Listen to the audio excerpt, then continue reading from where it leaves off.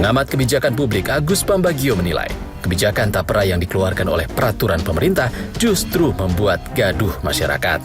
Untuk struktur peraturan perundang-undangan itu perlu konsultasi publik dulu sebelum menjadi undang-undang atau peraturan perundang-undangan, kemudian disosialisasikan.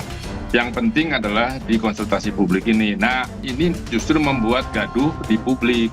Ya, dikeluarkannya peraturan ujungnya di bawah undang-undang itu, tapi pelaksananya kan belum. Justru yang masyarakat semua bertanya-tanya, kalau kita monitor di medsos, nanti 3% kalau saya sudah punya rumah, gimana? Lalu kalau saya sudah punya rumah, mau direnovasi, bisa nggak? Kapan saya bisa menarik uangnya? Kemudian kapan saya dapat rumah? Katanya tanahnya sendiri. Ya, kalau kita punya tanah, kalau kita nggak punya tanah, di mana? Jauh nggak dari tempat kita kerja atau kos? Itu kan semuanya perlu penjelasan rinci sekali, supaya tidak menjadikan pertanyaan masyarakat.